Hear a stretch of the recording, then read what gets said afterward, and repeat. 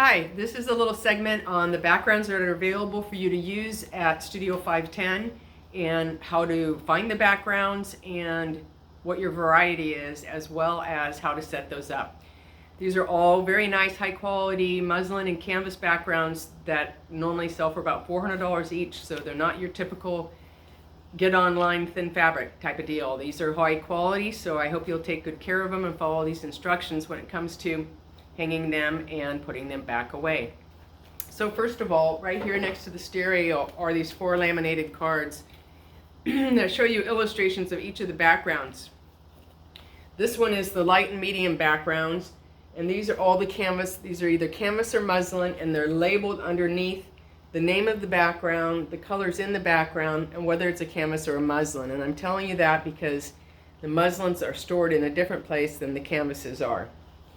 So there are a total of 7 different light backgrounds available for you to use, including the all white vinyl. That's one of the 8. The dark backgrounds that are available to use, there are 7. That also includes one solid black background. These are the outdoor set designs. These are the set designs that I use that were very popular, and a lot of people in town loved the outdoor set designs. It was inspired by my mentor, and so there are 6 different set designs for outdoors here. So almost everything you see in these photos are available. So if it's shown with the swing, we have the swing. Only thing I don't have is this like pedal car over here. But there's a variety of ways to style these with different floors, but we have the rubberized flooring, and that's used in combination with the canvas or a muslin background, or the wood fence, which is a real wood fence, which is really cool and very sellable. And then we also have the Mediterranean and the gray stone backgrounds. So the Mediterranean set design is over here. How do I turn this? Okay, so over here in the hallway is the Mediterranean and the gray stone set design, and you're welcome to use that. Now, before we get into the backgrounds a little bit more, I want to show you another location where you can find some better examples. Also on these cards are the window light set designs. Now, these are just inspiration. I'm sure you'll creatively know what to do, but there are 4 different ways to style the window the way I look at it. You can photograph people on the bed, the chase, which is the chase from here in the camera room. You can move that in there. Sit them on the windowsill or put them on the floor. And so when shooting on the floor, we have different vinyls and different carpets you can put up there. You don't always have to use the bed in the window. So if you want, use this for creative inspiration to see what it looks like, sometimes with the window in the photo, without the window in the photo. And I find the best time of day to shoot in the window is in the morning and any time in the early afternoon. After 3 o'clock, of course it depends on what type of year it is, but the sun starts going down to a point where the awning in front of the studio blocks some of the light. So I try to finish by 3 o'clock. You could go later. You're just going to need a higher ISO, and I'm usually shooting an ISO of like 1600 in there. So I wouldn't want to shoot much higher than that. So I'm going to try to finish in the window by 3. Okay, so all the backgrounds that are hanging here are muslin background on this side and this side. These are all muslins. And these backgrounds over here, there are a maximum of 6 on there. These poles, the silver poles that the backgrounds are on, those are spring-loaded, and they are screwed into the ceiling, but try your best to never hold on to those silver poles, because they could come down, which could in turn hit the main light, break the light, big problem. So when you climb up there onto those background poles, you can see here the little box to climb up onto, and the silver handle up there to grab onto. And on this side, again, 2 boxes, and then another handle up here. Now these boxes, their boxes are 4 different sizes, and these come in really handy for posing people. But what I want to point out is that to get the boxes as level as possible is to put the biggest box with the little box, see? And then the two medium boxes together. And the best way to change the background is to have somebody help you. So I have the client help me. It comes out much better, it's easier, it's way time consuming, and I'm sure to the client that matters. Now maybe you're going to be set up before they're here, but I'll show you how to do it with just one person. Now over on this side is the background storage area. And this is on bolted into the wall. So it can take more weight, it can take more than 6. But just remember, if there's already 6 over here, move it over to this side. Now these poles are black on the left side and white on the right side. Okay, so you see how the tips are white over here and black over here.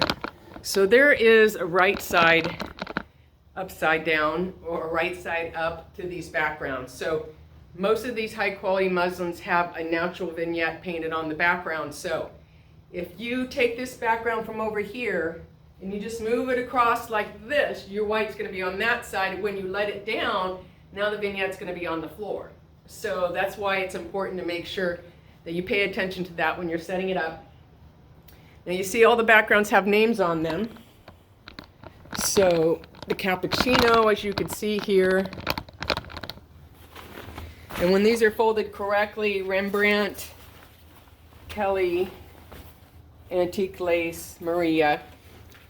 And you can see what the thickness is on some of these muslins. Now back here is where the canvases are. Okay. Okay, the canvases are back here, and also the white vinyl. Here's the white vinyl. You could see here, this is the Omni 102 sky background. And let me see if I can show you the fabric on this. I don't know if you can tell, but it's thicker fabric. So that's why these have to be rolled up and stored back here. They're too heavy to leave hanging all the time. It's ideal to have 2 people help you with the canvas, because if you're putting it up and one side falls, it can crease it. So these are all hand painted, these canvases. I have 2 backgrounds from Lamar Williamson, the most famous background painter in the world. And yeah, if you drop one side and it creases it, it's not going to come out on a canvas. So be careful with that and enjoy. Let me take you into the prop room and show you where you can find a pole to hang your own background, some empty poles. Over here on the left inside the door, you can see silver poles, okay? So you could take one of these poles and hang your background on it and leave it in the studio on the right-hand side of the camera room. That way it doesn't get wrinkled and you won't have to steam it every time. Now the studio also has pink paper. I'm noticing it's damaged up there. This other one is Alicia's. I would not recommend letting people use your things. I know some photographers want to share, but that's what happens when you share or it goes missing. So put your name on it, but unfortunately you can't keep it here. There's no more room for it here. When you do use a paper background, you're going to want to put the wood underneath it, because with the fabric on the floor and heels, it's going to rip the paper. So on the right side of the camera room, behind these muslins, is a piece of malachite. Okay, it's brown on one side and it's white on the other. And so you just lay that down there. Then when you hang up your background, you could put one of the poles through the paper. That way the heels won't tear the paper. You want. There is the background catalog that I'm going to provide for you on a USB drive, or bring your external hard drive in and I will put it on that. It is a lot of images and it's a very big file, so I don't have it on the web, but you can look at that and do some screenshots and save those to your phone to remember which backgrounds you like. Also here on the projection cart are idea albums. So on the top of the cart are 5 albums that illustrate the backgrounds, and on the bottom is different examples for different subject matters. So I found in my career the best way to do a consultation or talk to the client about backgrounds and convince them of my vision was to organize my work in subject matters. So that's what the idea albums are. They are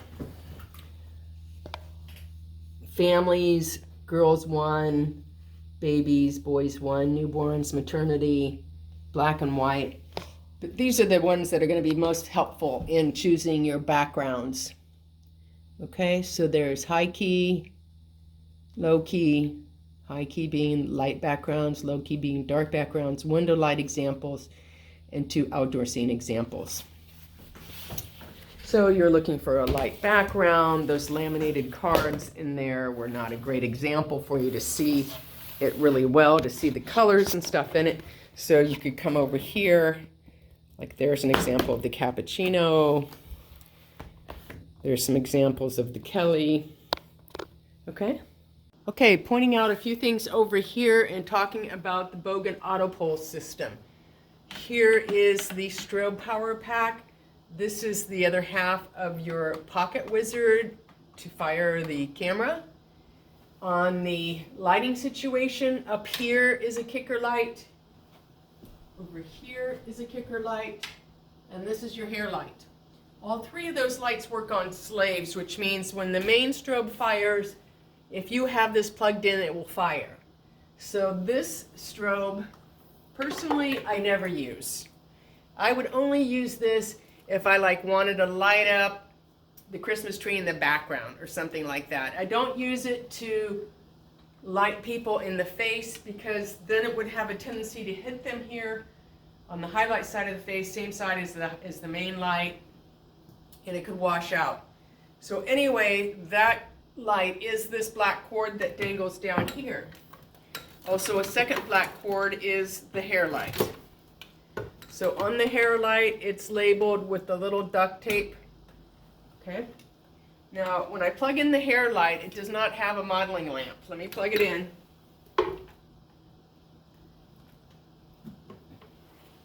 Okay, so it's plugged in, but the light's not glowing.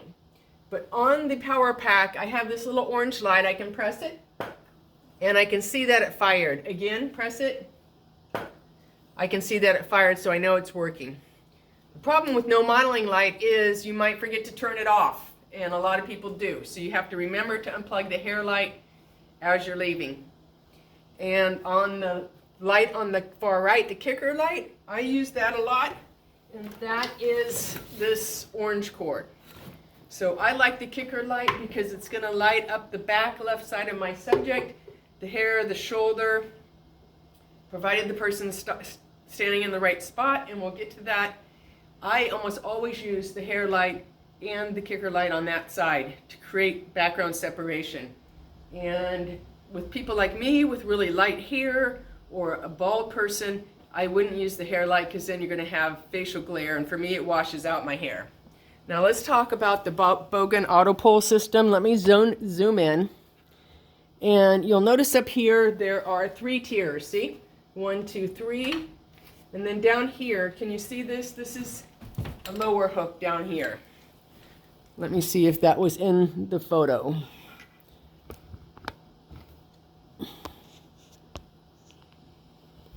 There, you can see it there. The lower level hook and the 3 tiers up here. So right now you can see there's 5. And this is the background that's being used in the front. So I'm going to hang the black backgrounds. I'm going to push this back. And you can see all the other ones are done correctly. They're all correct because they are back on the bar and they're not in the hole. You don't want it in the hole because if this one was forward in the hole, it's going to push up against your front one, or it's going to have dents, you know, from the clamps. So you typically will use 2 clamps on each side of the background. Now the lower pull, the lower level is for when you're switching the background. So I'm going to want to use this auburn, right? So I'm going to take this Rembrandt off and I'm going to put it here. Okay, that's just my halfway station until I get the auburn down. Okay, here we go. Let me see if I'm zoomed back far enough. Yeah, good. Okay. All right, so I hold onto the grip. I stand onto the box. I take this one I don't want, I put it to the lower level. Do the other side.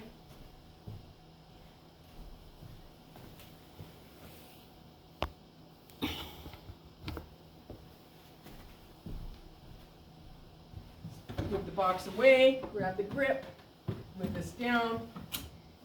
Now take the auburn, hold it, while I take the one I don't want, holding them both at once, put this up. You can see why it's easier with two people.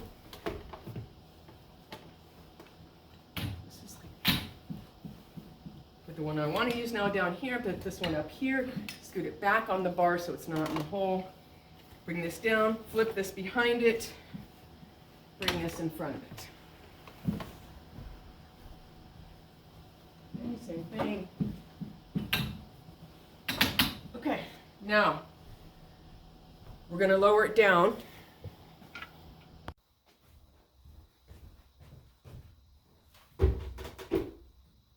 Okay, I'm going to release all the clamps and just leave the one clamp on it.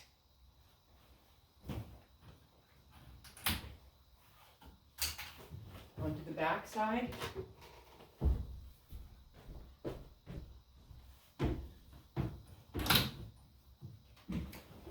Now when I do this side, I get this side lined up first because you can see the slack in it right now. So right to the left of the black bar, okay, is where I'm going to clamp this. So it is the maximum to the right. Some backgrounds are a little wider than others, so you want to pull the right side as far right as it will go, and then adjust the left side.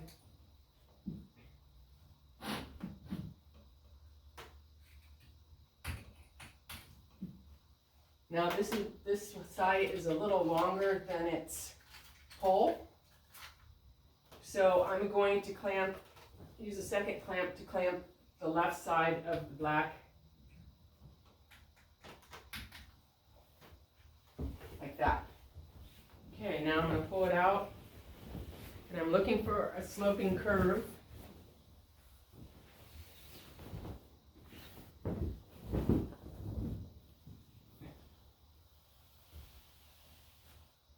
Okay, so now I like to use my foot to draw it back.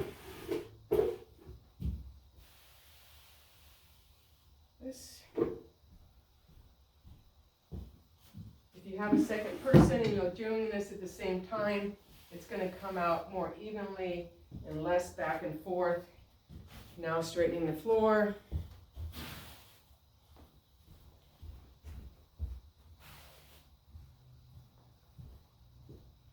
Okay, so now what's going to keep it there and what's going to keep it from getting wrinkled?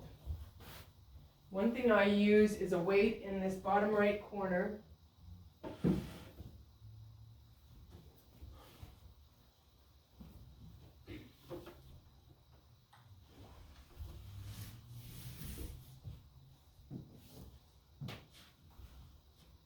Pull the fabric back and put the weight on it. If you use the sandbag over here, it's big and it might be in your photo. So I use the weight.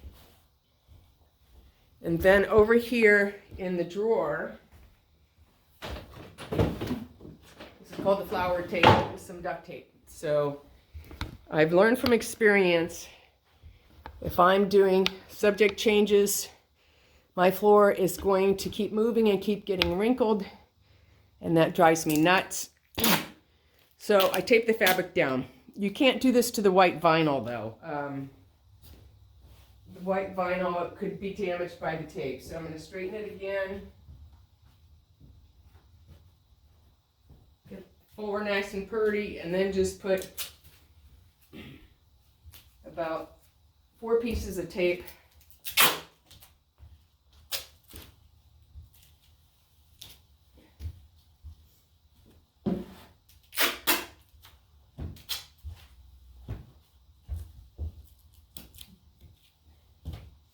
and then one over here on this side. Now you notice there's still a little wave in the background right there. So I can use the sandbag on this side.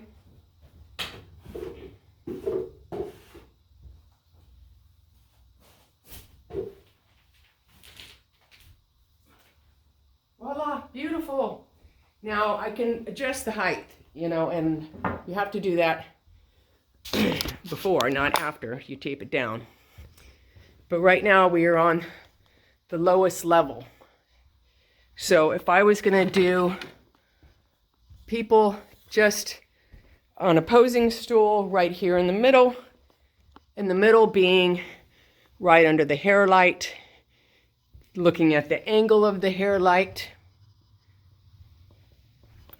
right here, and then I'm looking at the width of the main light in the center of that, and where the hair light is going to hit, and that's where I want my subject. So that's where I'm going to start, and if I move to a standing pose, then I'm going to move the pole up to the third phase. Say I have some really tall people over 6 feet, I can put my bar up on this light pole and put it here. It's a little hard to get on there, but you could do that as well. Okay, how to fold these backgrounds and put them away. Most of the backgrounds need to be folded in quarters. So first we'll fold it in half. By folding it evenly, it's going to have less creases, and there's nothing worse than starting your session and the background has a lot of creases in it, and you know you're going to have to do editing to remove that. We don't have a steamer here, so this is key. The key to getting these to fold correctly without wrinkles is to don't overlap the fabric. Don't put the fabric over more on the left side than on the right side. So you see how this one is just clamped to the front of the pole? You want to do the same thing with the second half. You don't want to overlap it.